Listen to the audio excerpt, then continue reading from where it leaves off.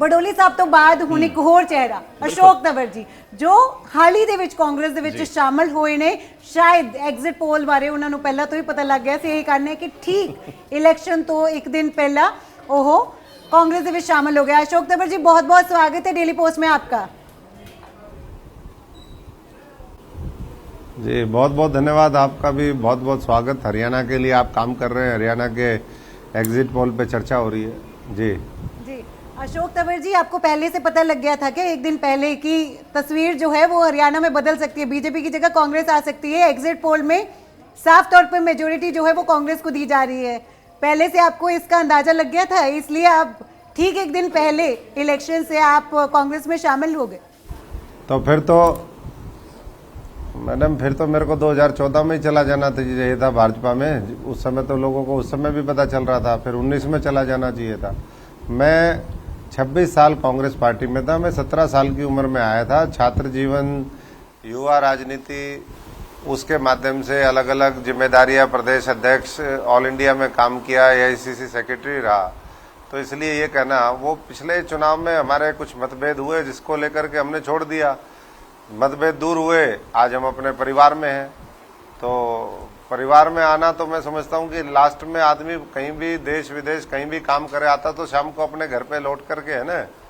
तो मैंने देख लिया इस बीच में, मैंने भी देखा कि किस तरीके से देश जो है वो समस्याओं से जूझ रहा है, किस तरीके से देश प्रदेश में भ्रष्टाचार है, बेरोजगारी है, किसानों का शोषण हो रहा है, उनके ऊपर लाठियां चल रही हैं, बॉर्डर रोक दिए जाते हैं, 750 किसान शहीद कर देते हैं, नौकरियां मिल नहीं रही है, नशे की तरफ युवा पीढ़ी को ले जा रहे हैं, अपराधियों का बोलबाला है और तमाम समस्याएं जो देश में है और आज हरियाणा के अंदर है, उसको देख करके मैं समझता हूं कि आज राहुल गांधी जी के साथ फिर दोबारा है, उनके हाथ मजबूत करने के लिए, कांग्रेस पार्टी को मजबूत करने के लिए, अगर ये भारत को हमें एक और अखंड रखना है तो कांग्रेस पार्टी की आवश्यकता है। और यही हरियाणा के लोगों ने जनादेश दे दिया। पिछली बार हमारे अगर बात करें बीजेपी की 40 सीट आई थी, 36.49% वोट शेयर उसका था, कांग्रेस का करीबन 29% वोट शेयर था 31 सीटों के साथ।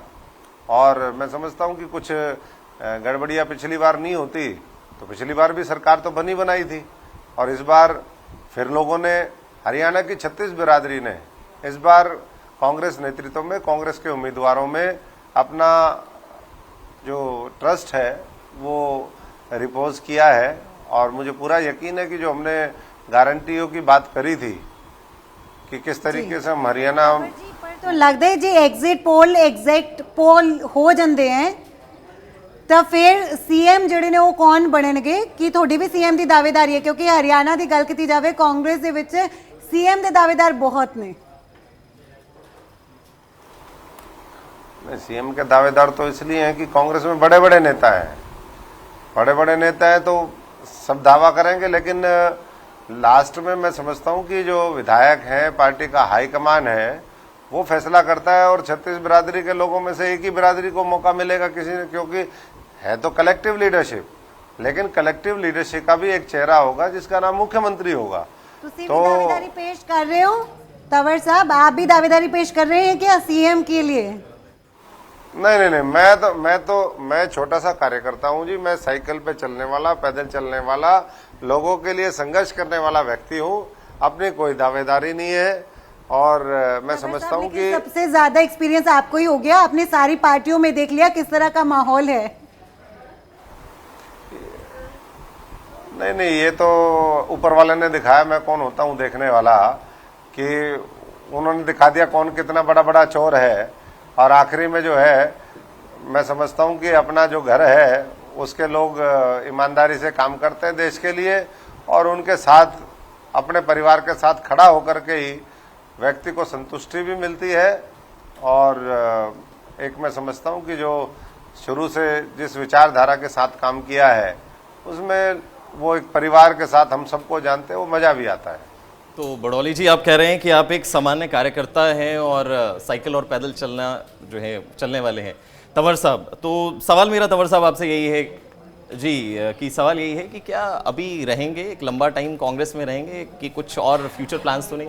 हमारा चेहरा खिला हुआ है,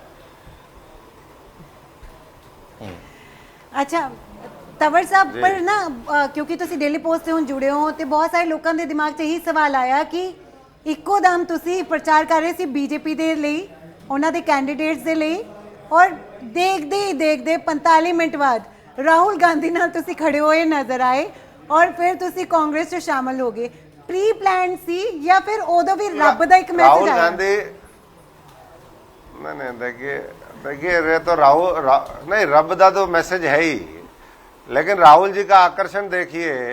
हमने उनके साथ काम किया, लंबे समय तक काम किया, 14-15 साल जब वो पहली बार सांसद बने उस समय से लेकर के 2019 तक लगातार 14-15 वर्ष हमने उनकी लीडरशिप में काम किया है। तो अगर लीडर का आदेश आता है और प्रदेश की जरूरत है, देश की जरूरत है, तो हम उनके साथ खड़े होंगे। और वो मैं नहीं, आज हरियाणा के, जम्मू कश्मीर के करोड़ों लोग उनके साथ खड़े हैं। जो हमारा पोल ऑफ एग्जिट पोल है हरियाणा का, उसमें 49 to 61 सीट्स वो कांग्रेस को आई हैं और जम्मू कश्मीर के अंदर Congress plus NC 50 to 60 seat है और भारतीय जनता पार्टी 20 से 25 सीटों पर चली गई।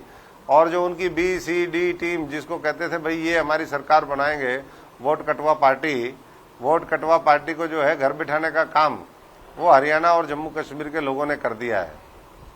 और वोट तो आपने भी कटवा दी ना बीजेपी की लास्ट मोमेंट पे। वो 45 मिनट में ऐसा क्या हुआ कि आप कांग्रेस में शामिल हो गए? अरे मैडम देखिए, बीजेपी ने कौन सा पिछली बार मेरे आकर के मेडल पहना दिए थे जब हमने कांग्रेस छोड़ी, कांग्रेस की सरकार चली गई, तो वो आकर के कौन सा उन्होंने मेरे को भारत रत्न दे दिया था? वो हो या जेजेपी हो, ये तो मदद लेकर के ये भी नहीं कहते कि भाई हमारी मदद होगी, ऐसे लोग हैं।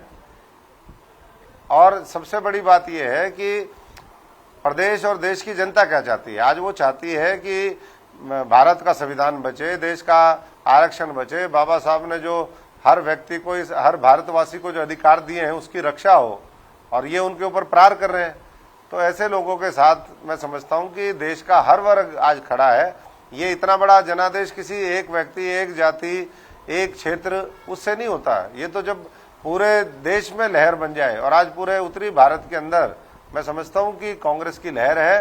महाराष्ट्र, बिहार, झारखंड, जहां जहां भी आने वाले समय में चुनाव होंगे वहां पूरी तरीके से भारतीय जनता पार्टी और उनके सहयोगी दलों की सफाई होगी। बीजेपी कहती थी कि कांग्रेस मुक्त भारत बनाएंगे, आपको लगता है कि कांग्रेस का रिवाइवल जो है वो हो रहा है? क्योंकि हरियाणा के एग्जिट पोल देखें या फिर हम JNK के एग्जिट पोल देखें, दोनों जगह पे ही कांग्रेस जो है वो सरकार बनाती हुई नजर आ रही है। मैडम ये देखो, ये मिठाई, ये फूल, ये अभी तो एग्जिट पोल आया है, ये देखो, और डब्बे इधर उधर और भी है। तो लोग बहुत खुश हैं और अभी से जश्न का माहौल शुरू हो गया है। अच्छा तवेर जी, आपका अभी क्योंकि आगे जाकर दिल्ली उल्टी गिनती शुरू हो गई है। आगे जाके दिल्ली में भी इलेक्शन है, महाराष्ट्र में भी इलेक्शन है, वहां पे भी आप कोई रोल निभाते हुए नजर आएंगे? दिल्ली भी जीतेंगे। अभी तो हरियाणा और जम्मू कश्मीर की बारी है, फिर उसके बाद जो है पूरा देश कांग्रेस में ही होगा, हाथ बदलेगा हालात। अच्छा तवर जी, पर मेरे दिमाग में फिर से एक सवाल जरूर आ रहा है कि आपने पूरा कैंपेनिंग जो है वो बीजेपी के लिए किया, लास्ट मोमेंट पे आप कांग्रेस में शामिल हो गए। क्या जब आप कैंपेनिंग कर रहे थे तभी आपको लग रहा था कि बीजेपी नहीं आ सकती, या पहले से आप राहुल गांधी के कांटेक्ट में थे? देखिए मैं तो, मेरे डिसीजन लेता है परमात्मा ऊपर, रब लेता है, मेरे वाहेगुरु जी लेते हैं, और मैं उन्हीं के कहने से चलता हूँ, अंदर की आत्मा की आवाज़ सुनता हूँ। और अगर मान सम्मान कहीं नहीं है, वहाँ तो भारतीय जनता पार्टी में क्या है, लोग जो है अपना पूरा कैरियर, आपके जाखड़ साहब हैं, आप देखिए उनके साथ किस तरीके से व्यवहार कर रहे हैं। पंजाब का उदाहरण, थोड़े दिन में बिट्टू हमारा छोटा भाई है, बिट्टू के साथ भी गलत करेंगे ये लोग। उसमें बाहर से आए हुए लोगों को वो हजम नहीं कर पाते। तो क्या आप जाखड़ साहब को वापस लेके जा रहे हैं क्या कांग्रेस में? देखिए ये तो शीर्ष नेतृत्व का फैसला होता है। मैंने तो आपको बात कही, ये भारतीय जनता पार्टी में हमारे जैसे लोग जो कई बार ये सोच करके कि भाई नहीं चलो देशभक्त पार्टी होगी, हम इनका साथ देते हैं, वो उस सिस्टम में, उस संस्कृति में नहीं वो एडजस्ट कर सकते, क्योंकि वहाँ बिल्कुल जो है तानाशाही है, वहाँ उस तरीके से आपको फ्रीडम नहीं है। कांग्रेस तो इंटरनल फ्रीडम है, कोई व्यक्ति अपनी कोई भी बात कह सकता है, स्वतंत्र भाव से वो अपने कार्यक्रम बना सकता है, वो वहाँ पर नहीं है। और वो कि आम आदमी पार्टी के साथ आपने गठजोड़ नहीं किया, मतलब कांग्रेस ने गठजोड़ नहीं किया, ये कारण भी है कि कांग्रेस को उसका फायदा पहुंचा है, या आपको लगता है कि इसका नुकसान आम आदमी पार्टी को हुआ है? देखिए, कांग्रेस पार्टी तो हरियाणा के अंदर पहले दिन से ही कहती रही, लोकसभा चुनाव से भी पहले कहती रही, और आम आदमी पार्टी ने भी ये बात कही थी कि हमारा गठजोड़, ये इंडिया अलायंस केवल लोकसभा तक सीमित है, इसका विधानसभा से कोई वो नहीं है। विधानसभा में वो अलायंस नहीं हुआ, अगर होता तो हो सकता है 75-90 पार चला जाता मामला। तो ये तो अब सब हाइपोथेटिकल है, अब उसकी हम चर्चा ना करें। हमारे पास एक मजबूत सरकार का स्पष्ट जनादेश वो जो है सब पोल्स ऑफ एग्जिट पोल में भी दिख रहा है और अलग अलग एग्जिट पोल में भी दिख रहा है। वैसे तंवर साहब, एक सवाल ये भी है कि जहां आप भारतीय जनता पार्टी से कांग्रेस में आए हैं, वहीं कहीं ना कहीं नजर आता है कि कुमारी शैलजा को बयान ऐसे नजर आते हैं बीजेपी के, वो चाह रहे हैं कि बीजेपी में आ जाएं, जैसे उनके बयान आते हैं कि वो घुटन महसूस कर रही हैं। तो इस तरीके के जो बयान है भारतीय जनता पार्टी जो कुमारी शैलजा को अपने पाले में करने की कोशिश करती है, क्या कहेंगे इस पर? देखिए, भारतीय जनता पार्टी के जो बयान है वो तो राजनीति से प्रेरित है, सब लोग जानते हैं। बाकी उन्होंने अपना स्पष्टीकरण खुद दिया है, कई बार रोज उनके बयान आ रहे हैं, और मुझे लगता है कि सब लोग मिलकर के एक बेहतर सरकार हरियाणा के अंदर देने का काम करेंगे, और सबका एक ही लक्ष्य है कि कांग्रेस पार्टी मजबूत हो। भारतीय जनता पार्टी के 10 वर्ष जो रहे शोषण के, लोगों के ऊपर तानाशाही के, हर तरीके से लोगों को, मैं समझता हूँ कि चाहे वो किसान वर्ग हो, चाहे हमारे युवा हो, हमारे कर्मचारी वर्ग हो, हमारा दलित पिछड़ा वर्ग हो, हर एक को जो है वो उन्होंने छिकाने का काम कर दिया, और पानी यहाँ तक आ गया। इसलिए लोग जो है बड़े जनादेश की तरफ इस हरियाणा को लेकर के जा रहे हैं। जी, बहुत शुक्रिया तंवर साहब, और हम कहेंगे कि अभी आप भगवान की और अपने दिल की आवाज़ जब भी सुनेंगे तब लोगों का ज़रूर ख्याल रखिएगा, क्योंकि आपने 4 साल में कई पार्टी जो हैं वो चेंज की हैं। तो कहीं ऐसे ना हो कि आप किसी भी स्टेज पर जाएं तो लोग कहें कि पार्टी चेंज करने के लिए गए।